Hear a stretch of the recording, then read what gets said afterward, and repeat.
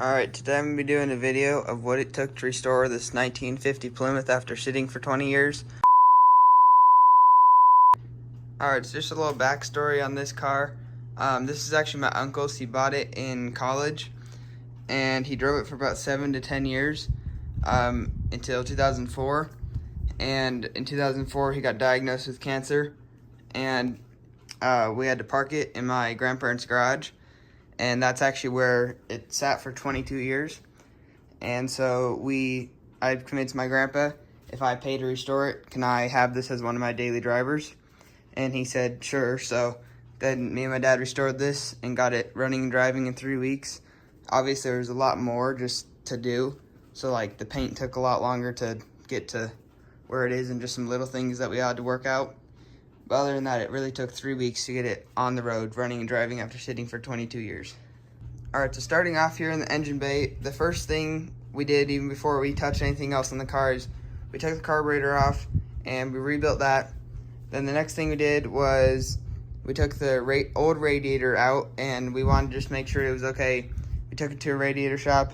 It was blown. It was going to be $800 to fix it. So we just got this one, and it was around $350, $400. It wasn't too bad. It's Champion radiator. And then we got a battery. That we got, the best one is like $250, but it has like a 5-year warranty or something. Optima, it's a good brand.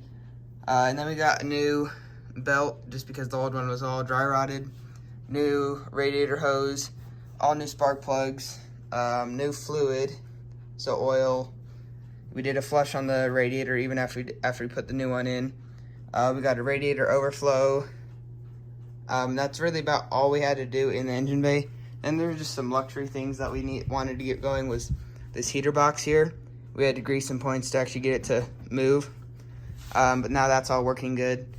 And then eventually we did have to replace the ignition coil, because that went out about 2 or 3 months after we got it driving. Because it just went out and it wouldn't start one day. So that took a little while, and while we were replacing that, we actually switched these two connection points, and we blew parts into the distributor, so we had to get new points for the distributor. We got that. Put the new ignition coil in, and it took a little while it cranked for a little while, and then it fired it up, and now it starts perfect and runs perfect. And before, when we first got this going, the RPM was probably at idle around 1200 to 1500. But once we got the whole ignition oil problem figured out and all that stuff, distributor, whatever, we were able to dial the carburetor in, and we read in the manual it's supposed to be around 450 to 500 RPM. And that's probably about what it is. So now it's running a lot better. And then one of the next things we did was interior. We got seat covers for this. You know, it doesn't look terrible. We could have redone the interior, but it would have been a lot of money. And I also redid these door cards on both sides. I'll put a picture of what they looked like before. So this is what they looked like before, and they were really bad. But it definitely matches the interior, kind of the darker blue. I think it just ties it all together, especially with the car being blue. I don't know, it was like $100 for all the materials, and it just really cleaned it up, because the old door cards were like a tan, kind of like the headliner.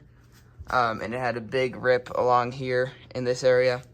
And then the next thing we did was we welded the holes in the floor and welded the rockers on. It's not very good welds, but it was with a $100 Harbor Freight welder, and it was me and my dad's first time welding, so it's kind of messy, but it holds, you know. So we did that on both sides, and then we treated the floor with rust treatment. We still need to do some spots or whatever. Well, that's just the primer, the wettable primer. But we still need to do some spots, touch it up, and then I need to get carpet, because I still haven't done that. It's like $300 for carpet. And I have another project. We're LS swapping our 84 El Camino. So I don't currently got money for carpet, but that's going to be one of the next things we do on this car.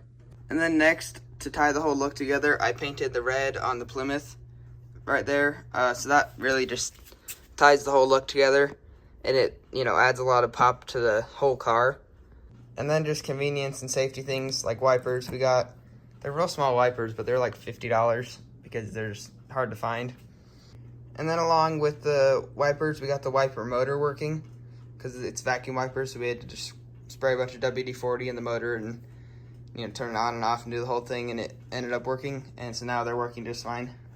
And then we replaced the running lights and turn signals here with orange bulbs because they were just plain white bulbs, but orange is a lot easier to see, so just another safety thing. And then we also did headlights. We just did the halogen or whatever we didn't do LEDs because that would have been a lot harder to do LEDs on. Those were a little more simple. We might eventually go to LEDs, but these ones are just plenty bright. And then we also replaced the taillights with LEDs because the old taillights were literally darker than Christmas lights. And we had to fix this door because it wouldn't open from the outside, and then the passenger door wouldn't lock it. So we fixed this, and we fixed the passenger door along the same time when we were doing the door cards. So that just worked out. And then one of the things I just did about 3 weeks ago, I have a video on it, is I polished and ceramic coated this car. So it's, just as reflective as a mirror, So I have a video, I'll put that up here, whatever corner it is. And then we just have these little, American flags just because we can. Things we still need to do is we need to get a mirror for this. Obviously, like I said earlier in the video, we need to get carpet for front and back. And then I'd like to get this tube radio working because the tube radio just seems like a real cool thing.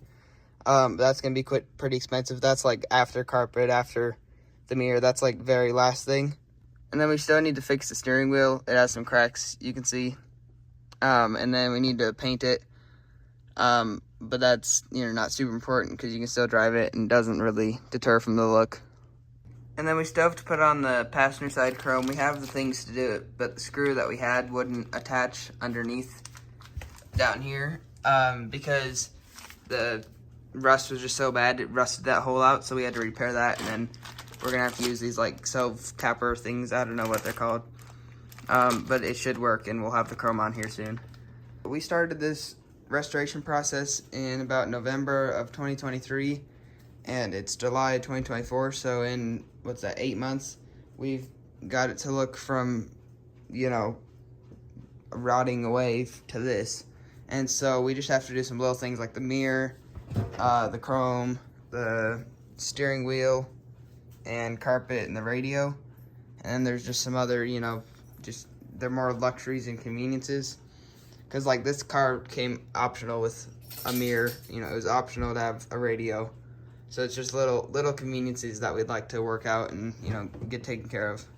And it's to the point where people just don't care about the little things like a missing mirror, a cracked steering wheel, no carpet, some missing chrome, because they wanted this car out of 280 cars, the top 10 People's Choice, it won the top 10 People's Choice Awards in one of the car shows that we went to. This Saab also won one. But, just little things like that. People aren't going to notice chrome down there. You can barely see it. People really aren't going to notice the mirror. People can't hear the radio.